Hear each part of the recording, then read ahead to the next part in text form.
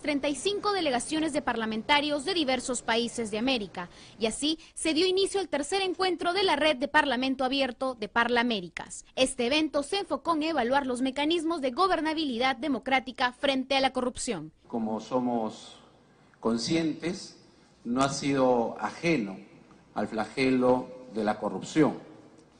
En los últimos meses, no solamente en nuestra región, mi país directamente, como ustedes pueden haber visto seguro en las noticias, hemos tenido lo que se ha llamado el efecto Odebrecht, como en varios otros países de nuestra región. ¿Cuánto se puede hacer desde el Congreso?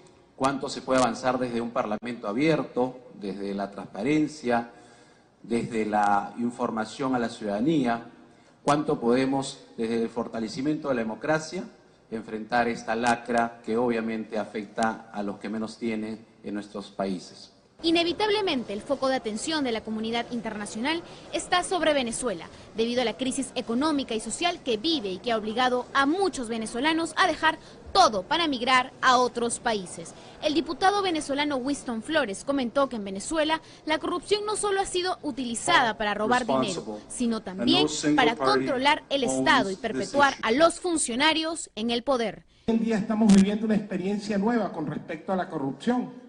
El hecho de que antes el dinero, esta corrupción, era para enriquecerse personalmente y que haya subido a un segundo plano por parte de regímenes populistas que utilizaron el dinero de los ciudadanos, el dinero de cada uno de nosotros para hacer control social, para atornillarse en el poder, para controlar las instituciones. O sea, no solo bastaba robar para enriquecerse, sino para utilizar ese dinero para el control del Estado, para tener una situación donde ellos pudiesen manejar cada una de las circunstancias y así perpetuarse en el poder. Es una situación que vivimos en Venezuela, que ya ustedes conocen nuestra grave crisis.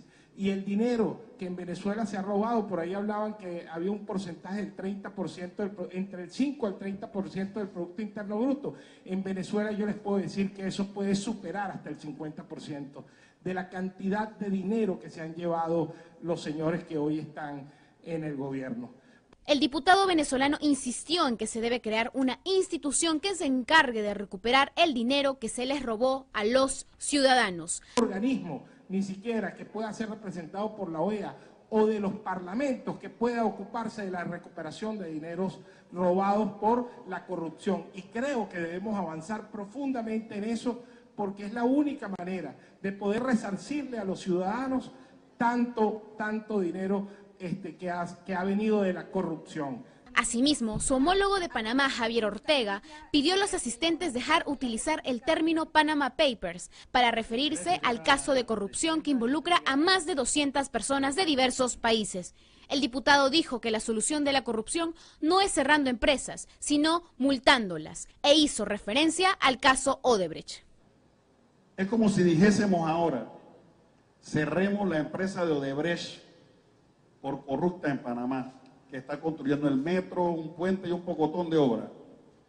4.000 empleados laboran en ese lugar. ¿Cerramos Odebrecht por eso? ¿O mejor castigamos a los corruptos de esa empresa cobrándole millones de dólares por su corrupción, como lo hizo el Estados Unidos, que no cerró Odebrecht, pero los multó? Esto no es cerrando por cerrar porque estamos queriendo acabar con la corrupción. Asimismo, el diputado dijo sentirse decepcionado del trabajo de la OEA en presencia del secretario de esta entidad internacional. La OEA, a veces yo tengo que sentirme insatisfecha de la OEA, porque en su momento no tomaron decisiones que tenían que asumir responsablemente. Y no me quiero meter con ningún país, pero ahí está lo que pasó en Honduras, con el debido respeto de Honduras. Pero ahí no sale nada en CNN, no sale nada en los cables internacionales y protegen al que quieren proteger. La senadora Silvia Jacopo enfatizó que la Corte Interamericana está contaminada. Y hoy nos tenemos que juntar como pueblos americanos y ponernos a disposición de este pueblo venezolano que está sufriendo cosas ya inhumanas. Esto que estoy diciendo lo dije en el Parlamento de la Unión Europea porque no sirven las palabras, sirven los hechos. El pueblo venezolano está sufriendo las carencias que atentan contra los derechos humanos. Y allí voy a la segunda parte de mi alegato. ¿Cómo podemos tener prácticas concretas si tenemos infectados de populismo organismos como la Corte Interamericana, que hoy es miembro de esa Corte, el responsable de que América Latina esté con el populismo y con el narcotráfico en sus entrañas? En el marco de la lucha contra la corrupción, el congresista Alberto Quintanilla de Nuevo Perú mencionó la Comisión de Ética del Congreso del Perú y dijo que no era saludable que el partido mayorista tenga el control sobre esta comisión. Hemos tenido un debate que no necesariamente es el caso del Congreso del Perú, que podría ser una comisión de ética que controle el comportamiento de los congresistas, que somos 130, y que esa comisión de ética está conformada por 9 congresistas, de los cuales 4 pertenecen al partido mayoritario que tiene la dirección y el control absoluto de su Congreso, más un aliado que en la práctica es el jefe de ellos, tienen absoluto control. Eso no va a ninguna parte, no van a controlar nada. Estas son las primeras horas de este encuentro internacional en la que se debatió principalmente las medidas de transparencia que deben tomar los gobiernos para luchar contra la corrupción. Cari Saldaña, Noticias en Digital.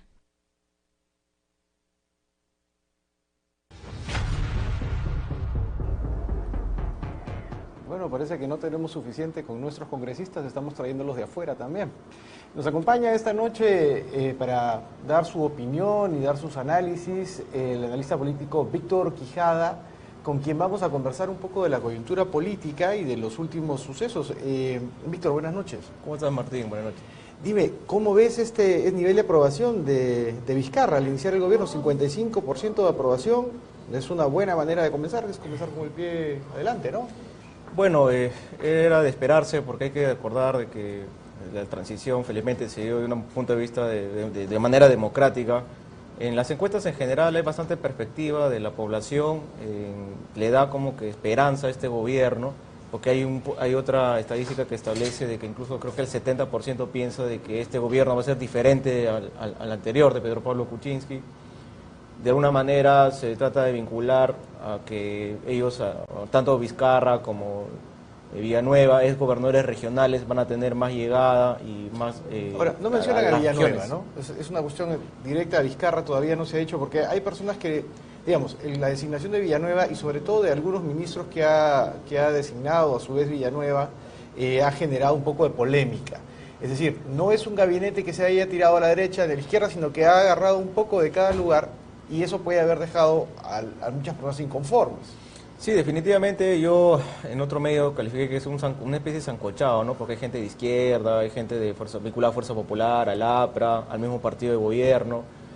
Pero independientemente de ello, la tendencia de Vizcarra como provinciano es de repente de tener más llegada a las regiones, ¿no? No sé si es que con lo que tiene le va a alcanzar, ¿no? Pero hay que recordar también siempre que ante la expectativa de un nuevo gobierno, una nueva gestión, porque es el mismo gobierno, es el mismo partido, lo que la población espera, obviamente no le va a dar un rechazo inmediato, ¿no? Hay una especie de luna de miel, tanto con el Congreso, tanto con la población, que va a esperar las acciones inmediatas que va a tomar esta gestión actual hacia, a ver qué cosa es lo que hace, ¿no? Por ejemplo, tiene que solucionar cosas inmediatas o al menos dar los primeros rasgos de acción en los menos de los 3-6 meses que vienen, ¿no? Por ejemplo, el tema de seguridad ciudadana, el tema de la ejecución presupuestal en la reconstrucción del norte. Podrá hacerlo, porque el gran problema, o por lo menos lo que dice PPK durante su gobierno, es que ha habido obstrucción. Hay personas que piensan que no, pero el tema es cómo se está reconstruyendo el Congreso. Al final, digamos, 2 semanas atrás o una semana antes de que el presidente renunciara, empezaba a haber una variación. Fuerza Popular perdía congresistas y el gobierno ganaba congresistas a pasos agigantados, Y esto perfilaba una nueva fórmula dentro del Congreso, donde de repente el gobierno llegaba a tener una mayoría que le permitiera gobernar con mayor facilidad, sin necesidad de acuerdos. Pero con los Kenji videos, finalmente el tema ha saltado. Kenji ha bajado en su popularidad 16 puntos, sí, y ahora el Congreso está configurándose de otra manera. Es una cosa extraña. El partido del Congreso está perdiendo congresistas que no están de acuerdo con algunas decisiones de Vizcarra, por lo menos se ponen renuentes, pero también Kenji Fujimori ha perdido la fuerza que tenía, entonces Fuerza Popular ha vuelto a tener su apogeo, digamos, de poder. ¿Tendrá Vizcarra, teniendo al Fujimorismo en contra, la posibilidad de hacer estos cambios en ese tiempo tan corto? ¿Cómo ves tú eso? Yo no creo que hablemos de Fujimorismo, ¿no? Y acá yo creo que el Fujimorismo en sí lo encarna Kenji Fujimori y el grupo con el que ha trabajado con él, y el otro grupo es el grupo keikista, básicamente, que tiene sus propias ambiciones personales. Lo que yo veo es de que ha empezado una especie de pugna en el Congreso y como que devolviéndole el favor. Hay denuncias, por ejemplo, el tema de Guevara, el tema de Ponce, el tema de otros congresistas también. Explícanos un poquito el tema de Guevara y por dónde lo ves tú. Por ejemplo, pareciera que hay una especie de respuesta del otro grupo que ha quedado mal para sacar una denuncia pública por el tema de su vínculo con el narcotráfico, ¿no? Incluso lo han separado de Fuerza Popular. Es como una especie de respuesta del grupo de Kenji y sus Avengers, ¿no? Yo me doy, o sea, en política mucho va la lógica, ¿no? Entonces ha empezado una especie de pugna interna, de idas y venidas, en el cual incluso Lescano, yo lo escuché el domingo, que va a proponer disolver cerrar el Congreso. ¿Por qué? Porque se ha descubierto temas de vínculos, de manejo, por ejemplo, los mamaniaudios, que son conductas inmediatas de indicios de corrupción alto. Aparte, Kenji declaró también en la Fiscalía de que Lourdes Alcorta, Galarreta y otros más habían recibido dinero de... ¿Ha declarado eso en la Fiscalía, claro, o es lo que se ha escuchado en los videos? No, sí, ya eso lo han remitido a la Fiscalía. O sea, esos audios en el cual él dice que tales... Están en la Fiscalía. Están ya en la Fiscalía. Entonces, ya, por ejemplo, yo soy partidario de la posición del Lescano. ¿Cómo puedes gobernar con un Congreso así, o sea, que tan desprestigiado? O sea, el problema no solamente va por el Ejecutivo, ¿no? El Ejecutivo, bueno, con el tema de PPK que se le vinculó y había indicios razonables para que de alguna manera de repente lo vaquen por incapacidad moral, pero también por el lado del Congreso no son las santas palomas. O sea, tenemos temas congresistas, una que no terminó de estudiar, el otro que tiene un vínculo con el narcotráfico, el señor que grabó los audios, el otro que negociaba las obras, tenemos los que han recibido aportes de Odebrecht. Entonces, ¿cómo se puede gobernar o cómo se puede realizar acción fiscalizadora, que es una de las funciones que está establecida por el lado del Congreso, si es que cómo se puede hablar de ética, de lucha contra la corrupción? No están poniendo su cuota, digamos, de... No ponen la cuota que les corresponde para que puedan ellos de alguna manera trabajar, ¿no? Ahora, después de este golpe, ¿qué ha pasado con el grupo de Kenji? ¿Se ha fortalecido? ¿Parece que el golpe los ha unido? ¿O empieza a hablarse de algunos que empiezan a abandonar el barco y buscan el perdón de Fuerza Popular y regresar? ¿Qué ha pasado con ese bloque de 12, 10 congresistas, los famosos Avengers? No, yo no creo que ellos quieran volver a Fuerza Popular. Yo no creo que ellos quieran volver a Fuerza Popular. Lo que yo veo es de que de alguna manera van a tratar de fortalecerse. Porque mira, más allá del escándalo mediático, porque lamentablemente en nuestro país lo que mata es el escándalo, ¿no? Dios perdona, como dicen, ¿no? Dios perdona el escándalo, pero... El pecado, pero no el escándalo. El pecado y no el escándalo, ¿no? Entonces, el problema acá, incluso desde el punto de vista legal, yo creo que van a salir airosos cuando se determine de que no es responsabilidad penal, por ejemplo, ¿no? Porque unos audios que ya hay un montón de jurisprudencia que hablan que son prueba prohibida, que no cualquiera puede grabar, y menos inducir al tema de una negociación de indicios de corrupción. Por ese lado, hablando del punto de vista legal netamente, yo creo que eso no va a prosperar en la Fiscalía. No creo que los desaforen a ellos, porque todavía hay una discusión legal ahí. Uno, si eso es prueba prohibida, ¿no? Dos, ¿qué indicios de corrupción hay si ellos no realizan acción ejecutiva? O sea, ellos no son funcionarios de los ministerios. Claro, pero lo que están diciendo es que el Ejecutivo está dándoles la potestad de el Ejecutivo mandar a hacer determinadas obras, las que ellos escojan, a cambio del voto. Pero eso tiene que probarse, ¿no? O sea, porque una cosa es lo que ellos puedan declarar o hablar, y otra cosa es que se pruebe quiénes son, quién autorizó, con qué funcionarios. En todo caso, eso probablemente demore por lo menos va a demorar y va a ser un poco difícil determinar quién es el responsable, porque una cosa es lo que hables y otra cosa es materializar, porque lo que se castiga en el país es el tipo penal, es decir, la conducta. La conducta no es solamente porque tú y yo hablemos de que, oye, por si acaso vamos a pagar a tal persona para ganar, ¿no? Sino que se concrete esa acción, que de verdad haya habido algún funcionario que delegue esa función, no sé, por escrito o una grabación. Bueno, ¿no? hay uno de los congresistas que dice, a mí me han dicho me dijeron que podía escoger quién era el representante de esto, como 7 u 8 organismos del Estado, que él había mandado colocarlos en base a que le habían ofrecido, digamos, que el Ejecutivo sirviera como una herramienta de este congresista con tal de tenerlos. Efectivamente, vamos a ver qué va a pasar ahí. Todavía falta saber si realmente hay un video, por ejemplo, en la casa de Pedro Pablo Kuczynski, en claro, este famoso almuerzo o cena, sí, ¿no? es posible. Bueno, si es que eso se debería corroborar, como le digo, todo es por pruebas, porque una cosa es, como le digo, el escándalo, ¿no? Que, bueno, le costó el puesto a Pedro Pablo, y otro es el tema de desafuero, otro es el tema el tema legal, si es que va a haber responsabilidad penal. Yo dudo mucho que esto prospere, ¿verdad? Dudo mucho, y eso le va a permitir al bloque de Kenji y al mismo Kenji salir airosos, ¿no? Porque de acuerdo a la nueva composición que tú has mencionado del Congreso, hay un sector de la izquierda, del grupo de Mendoza, por ejemplo, el grupo de Kenji, los disidentes, bueno, el grupo de Chepú, de Belaúnde, que son los exoficialistas, ¿no? Que no han quedado conformes, y yo no creo que ellos dejen pasar esto por alto, ¿no? No creo.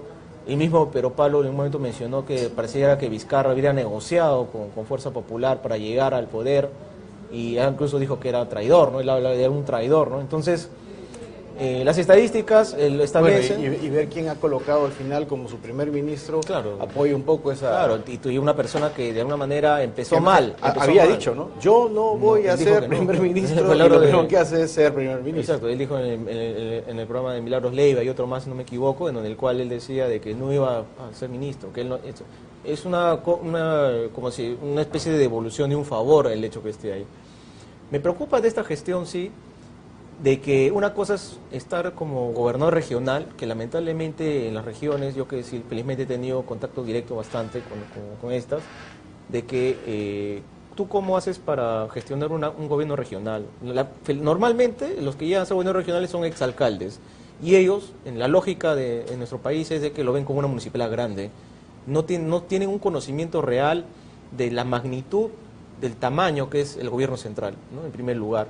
Segundo, él ha sido gobernador regional en Moquegua, o sea, son 200.000 habitantes, y ellos pocas veces han venido a gestionar presupuestos. Generalmente las regiones que perciben canon grande como Cusco, Ancash, Tacna, Moquegua, bailan con su pañuelo. Exacto, bailan con su pañuelo, y no son como Junín, como Huancavelica, como Amazonas, que tienen que venir a tocar las puertas al Lima, y casi los gobernadores que tienen que vivir acá, para mover acá sus proyectos. Entonces, una cosa es tú disponer a tu criterio el presupuesto, que sí lo hizo bien, ¿no? Y Villanueva también lo hizo bien en la región San Martín, ¿no? Pero otra cosa es Lima, ¿no? Y también existe mucha resistencia de una burocracia limeña o limeñada, de que paraliza muchas veces, entorpece mucho los procedimientos porque hay muchos intereses atrás.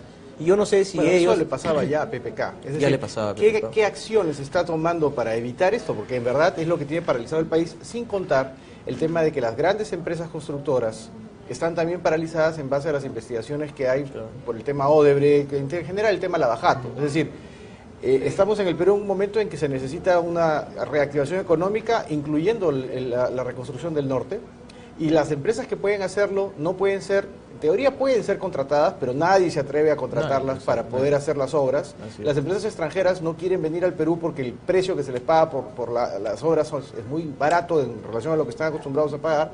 Y entonces el país se encuentra en una parálisis que se ha tratado de mejorar con el tema del decreto 003 reformado, pero que de todas maneras no termina de salir, que en cualquier momento puede empezar a arrastrar a los bancos, ¿no? Porque los bancos han dado cartas fianza para estas empresas, y esas cartas fianza en algún momento se van a terminar ejecutando si estas empresas no funcionan. ¿Por dónde ha planteado, o simplemente no lo ha dicho, este nuevo gobierno que va a solucionar este tema de la construcción que es tan importante para el desarrollo de un país? Sí, el tema de la inversión pública, como tú lo has mencionado, es uno de los motores que mueve la economía nacional y que muchas veces promueve a la inversión privada, ¿no? Es un incentivo para que venga inversión privada. Aquí lo que yo veo es de que no hay, al menos en el equipo de nuevos ministros que él ha nombrado, no veo cambios reales de de que, bueno, aparte de los cuestionados como Eresi, como la ministra de Salud y otros que son una especie o sea, como si lo hubieran ascendido de puesto, ¿no? Viceministros que pasan a ser ministros, directores que pasan a ser ministros, es la misma lógica. Por ejemplo, a mí me preocupa que el actual ministro de la actual Economía, no recuerdo su apellido, pero esa lógica, los ministros actuales siguen siendo de la misma lógica, ¿no? Burocrática, que entorpece los procedimientos, y no veo que hayan cambios. Si tú revisas el peruano en estos últimos 5 días, más allá de algunas renuncias de algunas direcciones, porque hay un mando medio que es importante. Es el mismo equipo que no ha hecho nada, que según el mismo gobierno, según el mismo Vizcarra, no ha hecho nada en todo el tiempo que tenemos. Y ellos son los que mueven, o sea, quienes hacen la gestión pública verdadera, son ellos, pues son esos 650 funcionarios que están en los principales ministerios como salud, educación, transporte, entre vivienda, economía. 1.000 funcionarios que se mantienen. Es el equipo sólido, que es el que realmente va a mover el aparato estatal. Esa inversión pública depende de ellos, ¿no? Quién firma el informe, quién hace el expediente, el nuevo SNIP, que se llama Invierte EP. Entonces, no ha habido cambio de ese equipo, ¿no? Entonces, yo no sé si este gobierno va a tener la capacidad para poder sacar adelante estas reformas. Optimista, Víctor, ¿qué crees que puede pasar en ese escenario? La verdad, yo de alguna manera también lo comparto. No se ve, no es que no se ve una luz al final del túnel, no se ve una dirección. O sea, el gobierno sigue, bueno, vamos a luchar frontalmente contra la corrupción. Estupendo. ¿Cómo? Exacto, no hay, como tú bien lo mencionas, un norte, ¿no? Yo pienso que seguimos en lo mismo. Yo pienso que desde el año 2000 el Perú está en piloto automático, porque no he visto ninguna gestión importante, salvo que la del APRA, bueno, con unas reformas o algunas obras importantes, que más allá de los problemas de corrupción que hubo, pero al menos creo que de estos últimos gobiernos, salvo la de Toledo también, que trató de reactivar la economía. En piloto automático porque el dueño del carro estaba borracho, ¿no? Entonces claro, ponía algún personaje, que en este caso podía ser PPK, que era el que en realidad manejaba el automóvil, pero ya vimos lo que hizo mientras manejaba. Entonces, después tal vez Alan García efectivamente, pero los demás gobiernos ¿cómo salimos del entrampamiento? Y si no salimos, ¿qué figura ves? ¿Un outsider, un adelanto de elección? Porque lo de este congresista que mencionaste, lo del populista, lo de Acción Popular, que quiere que se cierre el Congreso. El Lescano. Lo del Lescano puede empezar a tomar vuelo, ¿no? Sí, y tienes varios candidatos que quieren que eso suceda, porque ven que a la cerrada del Congreso también se va a tener que elegir que se vayan todos. Claro, esa es la postura, de Barnechea, y que obviamente él sí, y Guzmán, ¿no? Porque es raro que justo cuando hubo el cambio de mando, ellos salgan a las redes, a los medios, ahora sí figuran, ¿no?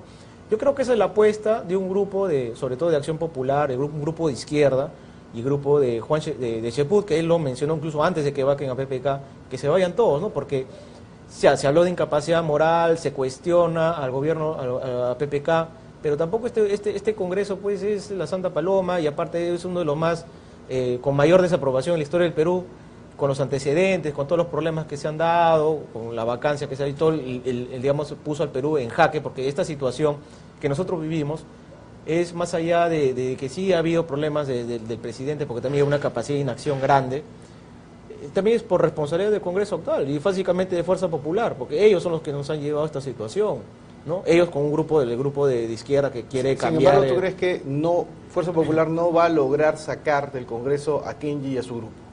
Con lo cual la situación se va a perennizar. Es decir, yo no sé qué es mejor o peor. Si salen, van a entrar los accesitarios, que vendrían a ser una fuerza más, o sea, digamos, una rehabilitación para Fuerza Popular, que va a tener otra vez el número fuerte de congresistas que le permiten en la práctica gobernar. Pero si no salen, el Congreso no va a ir ni a la derecha, ni a la izquierda, ni al frente, vamos a seguir paralizados. Estamos paralizados. Y yo no creo, como te digo, el desafuero no basta con audios, tiene que probarse, tiene que haber un pronunciamiento legal. Nosotros no podemos ser un país de primer mundo si es que no respetamos los procedimientos. ¿Tú crees que la Fiscalía como está actuando el Ministerio Público hoy en día, en que todos podemos pensar que el presidente tiene o no vínculos con Odebrecht o que ha estado inmerso en casos de corrupción, de acuerdo, pero allanarle la casa por algo que pasó hace 14 años no tiene mucha lógica? Es decir, la Fiscalía, el Ministerio Público se ha convertido en un actor político que está decidiendo para dónde va el país en algún momento, de acuerdo a su accionar, y no siempre pareciera que fuera, no siempre, y no todos los fiscales son iguales, pero a veces pareciera que está actuando para determinar la posición política del país. Y eso, cuando empiece a tomar sobre los congresistas actuales, ya sea por el caso de los mamanivideos o coñivideos, como los quieran llamar, o por el tema de los congresistas que pueden haber sido financiados por Odebrecht, que esa es otra caja que todavía no se abre, finalmente puede terminar manejando el Congreso, la Fiscalía, el Ministerio Público. Y todo esto vuelve a generar lo mismo, ¿no? El país no se mueve, el país está en ascuas, ya no sabíamos quién era el presidente, ahora no vamos a saber quiénes son los congresistas. Sí, bueno, en verdad, yo pienso que esto es parte, pues, la política es como el ajedrez. Parece que fue una especie de venganza política de grupo que ha quedado fuera. Por ejemplo, mucho se habla de que se ha puesto, por ejemplo, como la ministra de Desarrollo Social, quieren que el siguiente gobierno sea de izquierda, ¿no? Porque al menos en temas de gobiernos regionales se habla de que Ollanta y Nadie van a salir, que es el único grupo, dicen por ahí, de que va a poder hacer frente a todos estos de Fuerza Popular y los grupos de derecha que han quedado por ahí, pero no sé qué tan cierto sea. ¿Tú crees que los grupos de Fuerza Popular, digamos, los congresistas de Fuerza Popular o Keiko Fujimori, realmente ha quedado golpeada por esta imagen de obstrucción o realmente al pueblo no lee eso, ¿no? Han quedado desgastados totalmente, desgastados. Ahorita no les queda otra que darle un respiro al gobierno, no les queda otra. Más allá de que hay vínculos, por ejemplo, de temas de presupuestos que se dicen por ahí que ellos están manejando, porque ese era el negocio con Vizcarra, de que él entre para que ellos gestionen algunas cosas que antes no podían hacer. Por el lado político, por ejemplo, eso está interesante. Por ejemplo, se escuchó del caso de Cecilia Chacón, ¿no? Que estaba viendo temas de obras también, y eso quedó por agua caliente. Eso lo escuché hace una semana en Canal N, ¿no? Y nadie más lo volvió a mencionar. ¿Quién lo mencionó como...? Hay un programa que no sé si puedas revisar, donde se hablaba de que ella estaba viendo temas de presupuesto. ¿Pero quién hacía la denuncia? ¿Quién hablaba del tema? Era un reportaje periodístico que hicieron, y ella incluso se defendió hablando de la ley que decía de que los congresistas sí pueden promover, ¿no? Reunirse con funcionarios, alcaldes, gobernadores regionales, que puedan ayudar a promover, decía ahí, ¿no? Proyectos de inversión. En ese caso estaríamos hablando de una especie de cogobierno con el presidente Vizcarra. Yo pienso que es eso. Yo pienso, desde la vez pasada que vine aquí también lo dije eso es un cogobierno, porque acá ya no es un tema de si les importa o no el país. Yo lo que veo es de que hay una especie de cogobierno con un grupo comunista, fujiaprista o keikoaprista, porque no sé si decir fujiaprista, en el cual ya no les importa el país, sino les importan sus intereses, ¿no? Y los intereses, el negocio grande en todo estos temas de la gestión pública son las licitaciones, los presupuestos. Ahí está la gran corrupción, de ahí sale Odebrecht, de ahí sale la bajada, de ahí sale el Club de los 30, de ahí sale todo. Entonces, de acuerdo, pero si así fuera, por lo menos el Congreso va a direccionar el desarrollo del país en una dirección. Acá el problema es que no se hace nada. No digo que esté bien. Es que hay una lucha, es que hay una lucha de poder. Si no hay corrupción, si nadie gana algo por debajo de la mesa, y el APRA y el Fujimorismo y Vizcarra se ponen de acuerdo, bueno, va adelante, ¿no? Vamos hacia algún lugar, pero avancemos. Sí, lo que pasa es que hay ambiciones de poder y yo veo que hay una lucha ya ya empezaron a sacarse los trapitos sucios del Congreso. Yo veo que en estas semanas que vienen van a seguir saliendo más denuncias de otros congresistas, y esto yo creo, mi teoría es de que va a provocar el cierre del Congreso, porque ya con la baja popularidad, con ya los problemas que han ocasionado al país, y además con las nuevas denuncias que el 99% de la población del Perú quiera que se cierre el Congreso, sí. Digamos que puede, pero si el Congreso no se quiere cerrar y el presidente no lo quiere cerrar, no se va a cerrar. ¿Qué tendría que pasar para que cierre el Congreso? ¿Tendría que estar de acuerdo quién? Bueno, tendría que estar el presidente. El presidente mandar otro gabinete o dos gabinetes. Exacto, bajo una presión.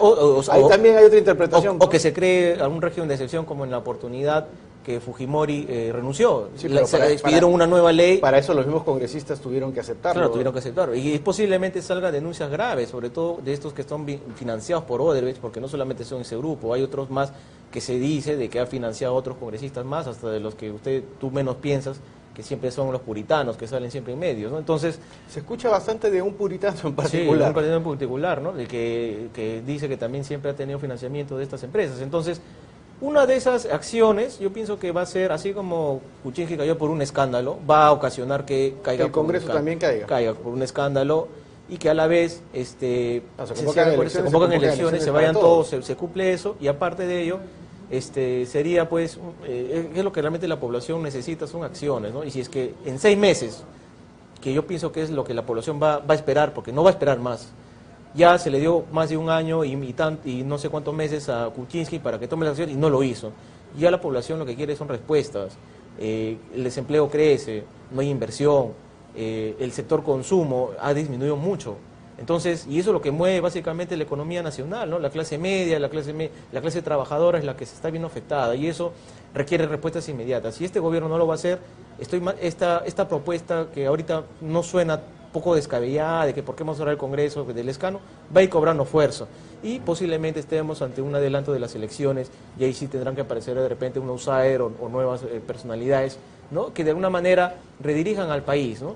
Porque si no, estamos en la misma discusión. Pues, ¿no? Bueno, un año extraño, porque se vienen, digamos, si se nuevas elecciones se van a mezclar con las elecciones o el proceso electoral a las alcaldías y a los gobiernos regionales, que es ahora el 8 de octubre, y ni siquiera se escucha de la campaña. Todo esto mezclado a una situación absolutamente extraña para nosotros, que es que el Perú va a ir al Mundial, y queramos o no, bueno, la discusión política se va a ver apañada por esos agosto, partidos, más o ¿no? menos, ¿no? Hasta agosto, por lo menos. Junio, julio. Claro. Entonces,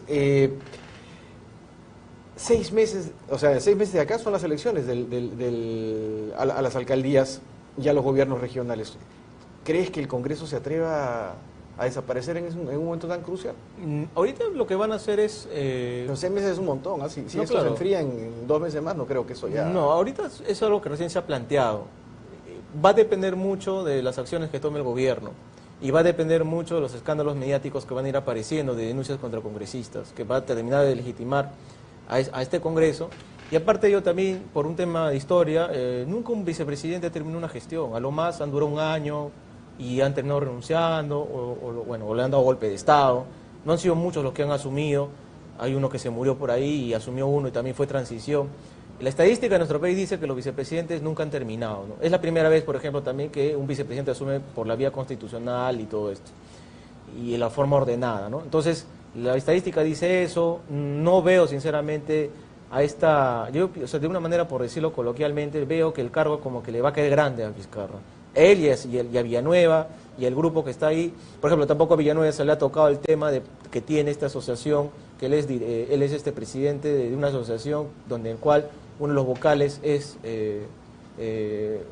Barata, Jorge Barata, ¿no? Entonces, se ha pasado por agua caliente ese tema, ¿no?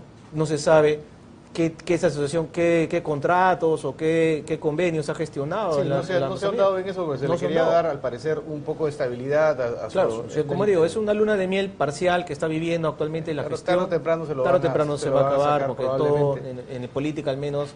Ahora, vayamos por el camino que estás esbozando, ¿no? El escano propone esto, agarra fuerza, cierran el Congreso.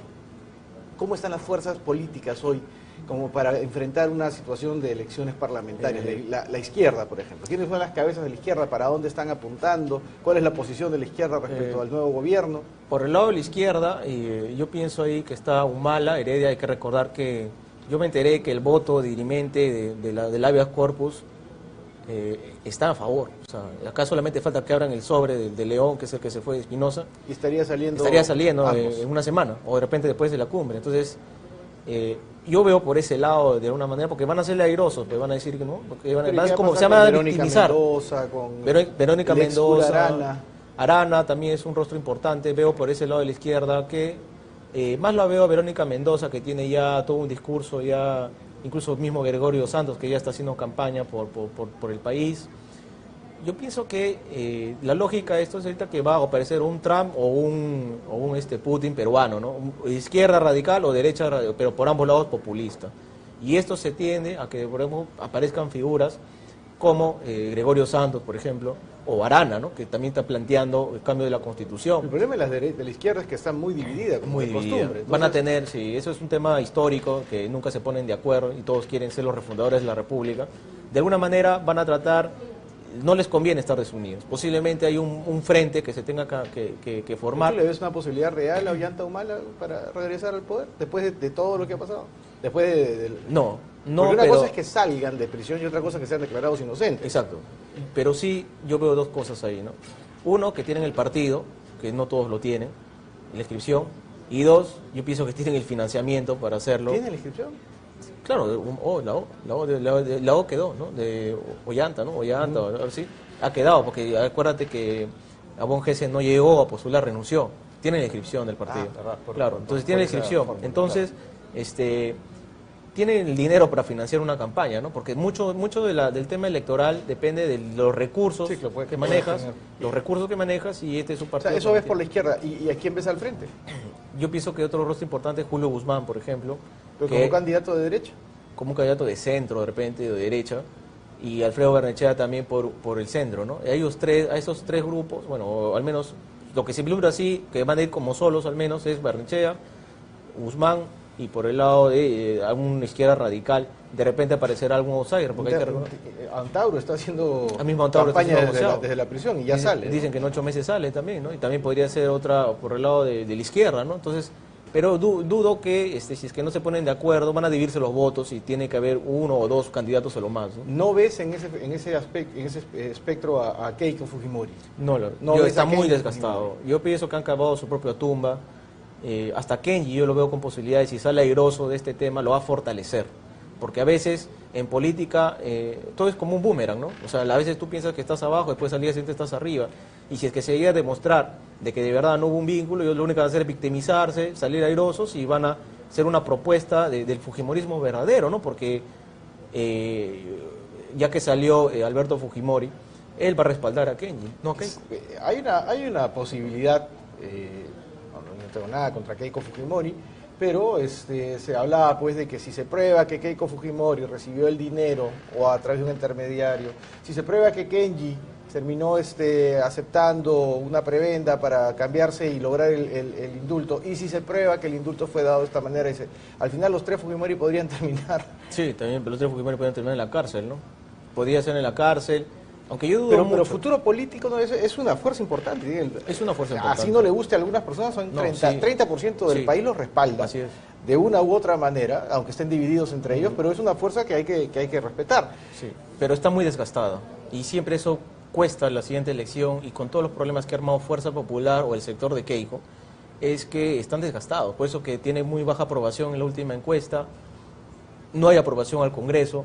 Entonces, al menos en estas elecciones inmediatas, si es que se llegan a adelantar, no los veo con posibilidades. Quizás si es que terminan la gestión Vizcarra, ellos podrán limpiar un poco la imagen y ya trabajar otra proyección, ¿no? Hacia, si es que Vizcarra ¿y dónde lo ves a García? García sí, ¿Dónde ves el APRA?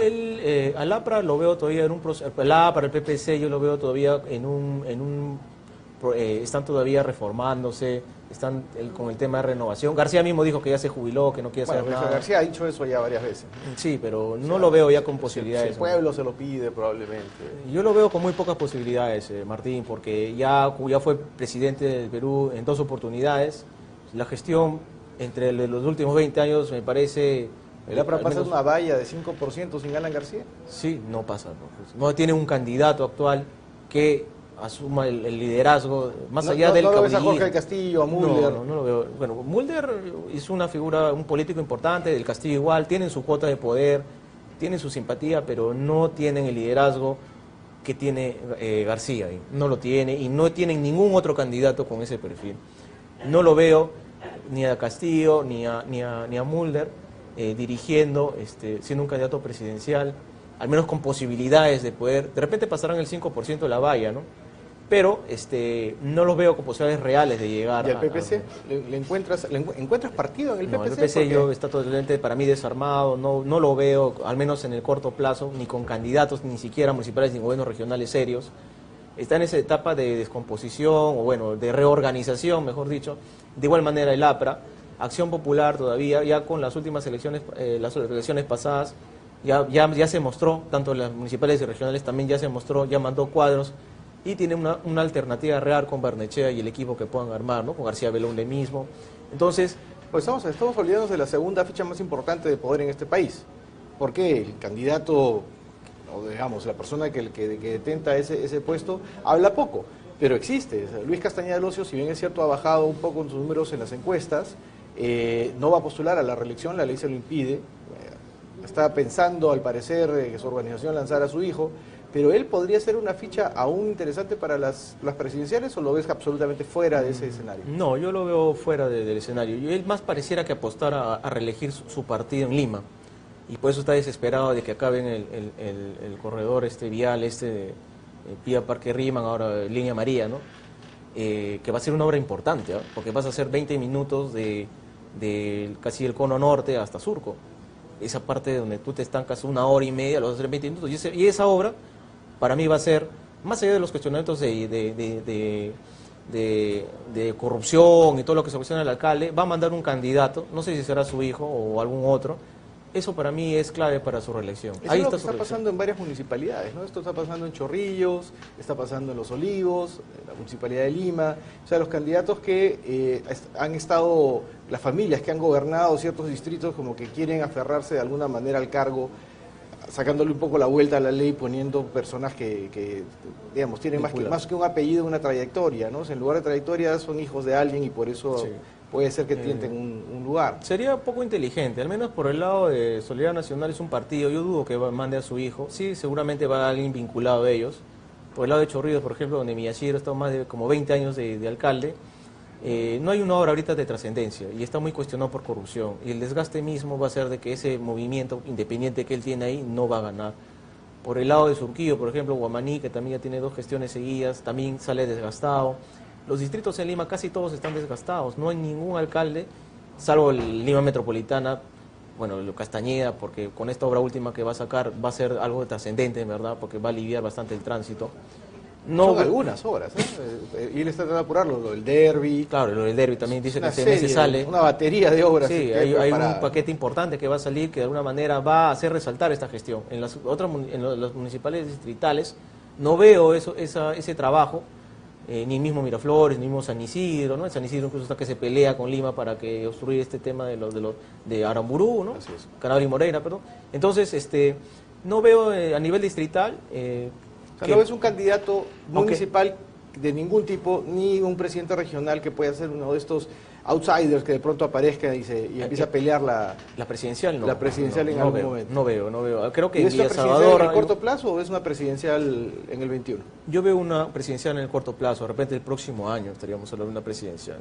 Y esto va a ser porque el Congreso va a entrar en crisis. Y va a entrar en crisis a raíz de las denuncias periodísticas que vienen apareciendo en estos días por temas de corrupción, que va a ayudar a deslegitimar la actual gestión congresal y que va a permitir de alguna manera que se cuestione ahora sí como hechos, ¿no? De que ellos también son igual de corruptos que lo fue el equipo de PPK, y esto va a hacer de que ellos mismos de repente hasta planteen una ley de que nuevas elecciones y que cierre. Cada vez que un congresista se vuelve más o menos famoso, terminan descubriéndoles escándalos como también ha pasado con Mamani. A mí Mamani, claro, está vinculado también por temas de corrupción, por temas de testaferros y todo esto, ¿no? Entonces no hay un congresista que se salve.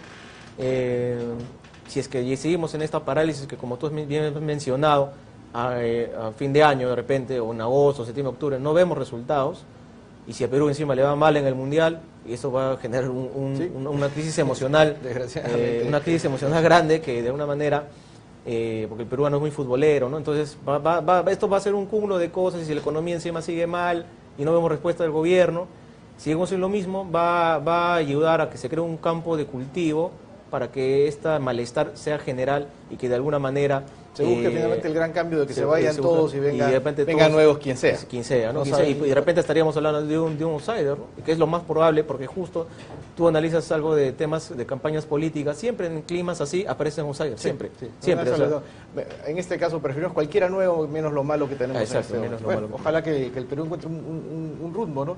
Doctor Víctor Hugo Quijada Tacuri, muchas gracias por haber estado con nosotros. Esperamos verlo pronto y esperamos pues que no se hagan realidad esas predicciones, pero si se hacen estaremos acá para conversarlas. Claro, así es, gracias. Bien, muchas gracias. Entonces, continuamos con las noticias.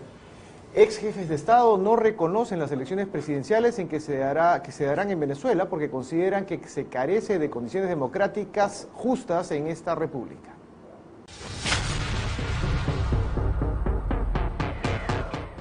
Venezuela, en fin, en Venezuela se sigue desvaneciendo, bajo la peor emergencia social y humanitaria, con cientos de miles de niños desnutridos por falta de comida, otros cientos de miles enfermos por escasez de medicamentos, mientras millones de venezolanos cruzan las fronteras para buscar libertad y oportunidades en otras naciones partícipes de la cumbre, entre otras.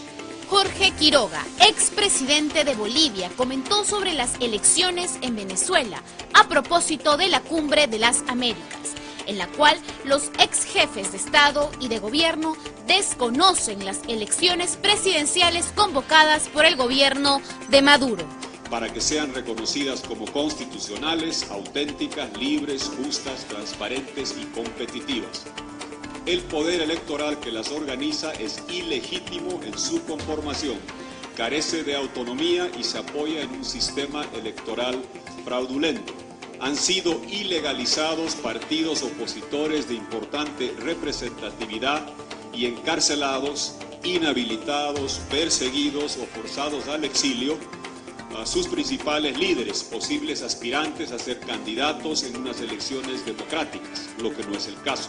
Asimismo, mencionó que se necesitan decisiones y acciones urgentes, entre ellas que la Corte Penal Internacional acelere sus investigaciones sobre las acusaciones que tiene el gobierno de Nicolás Maduro.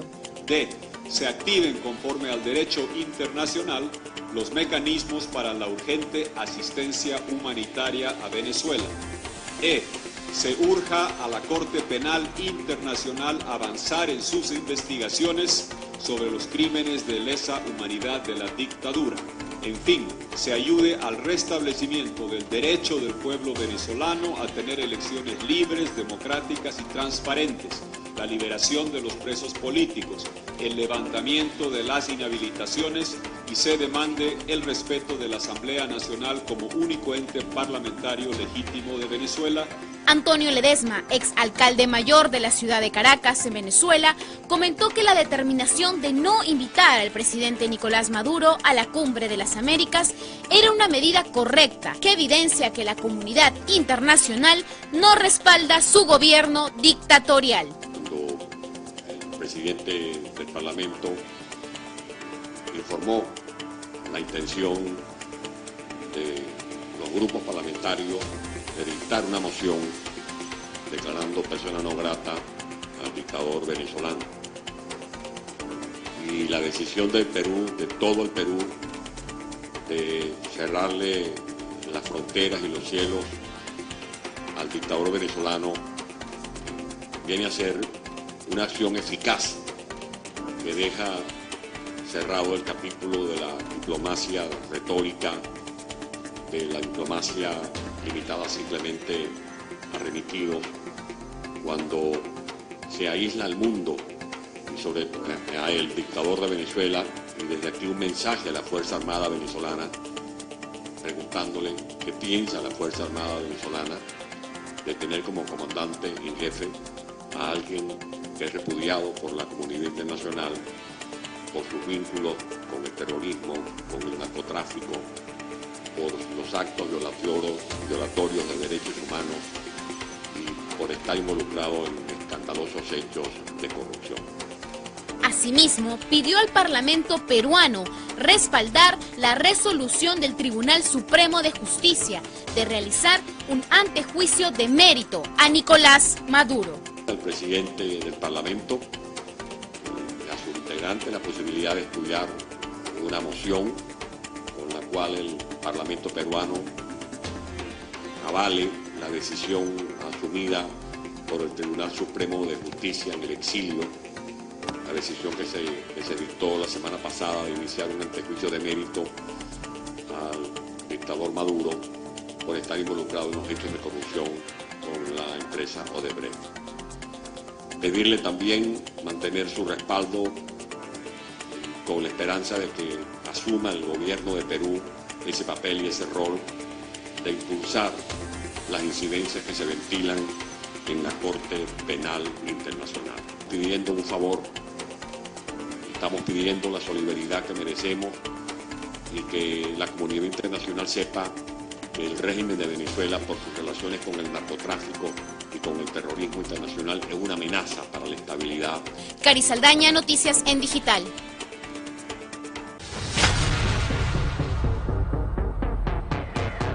Y continuando con Venezuela, el congresista Jorge del Castillo pide que el Estado peruano denuncie a Nicolás Maduro por tener en prisión a un peruano bajo razones sospechosas y en condiciones inhumanas.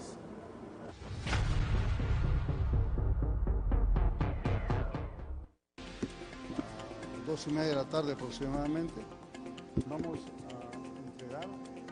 una denuncia penal ante el fiscal del Perú contra Nicolás Maduro. En medio del encuentro de la red de Parlamento Abierto y a puertas de la Cumbre de las Américas, el congresista aprista Jorge del Castillo anunció que presentará una denuncia contra el presidente venezolano Nicolás Maduro por mantener en cautiverio a un joven peruano en condiciones inhumanas y de tortura. Tiene preso, secuestrado y torturado a un ciudadano peruano, que está preso en una mazmorra venezolana desde hace varios meses. Y como ustedes saben, de acuerdo con la última reforma constitucional, los hijos de peruanos son peruanos. Entonces pongamos en práctica ese principio y defendamos a nuestro compatriota. El joven por quien pide Jorge del Castillo interceder es Vilca Fernández, líder universitario y ex candidato a la Asamblea Nacional. Vilca fue arrestado hace más de 2 años por publicar un tuit en contra del diputado chavista Diosdado Cabello.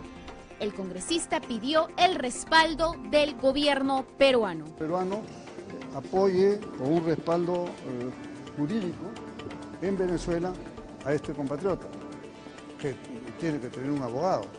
Pero lo importante es que haya un procesamiento contra Maduro, que se le ponga una orden de captura internacional, ¿no? Y que de esta manera nosotros escarmentemos a estos violadores de derechos humanos que creen que pueden lo que le da la gana, contra inclusive ciudadanos de otros países, como en este caso un peruano. Asimismo, el parlamentario volvió a hacer hincapié en su sospecha de que están llegando un grupo de 200 venezolanos a Lima, con la finalidad de generar problemas. Vienen a la Cumbre de los Pueblos, las delegaciones de los países que vienen 10, 15 personas. Y Venezuela manda 200, ¿para qué? ¿Para crear problemas en las calles de Lima? ¿Para mezclarse con los otros venezolanos? ¿Para hacerle problemas a los políticos venezolanos o a los periodistas venezolanos libres que están viniendo? Esa es una grave denuncia. Y la policía tiene que tener mucho cuidado. Nosotros hemos convocado para mañana un evento en el Hotel Bolívar a las 4 de la tarde y luego de eso vamos a hacer un mitin en la Plaza San Martín. Espero que esta gente no se infiltre.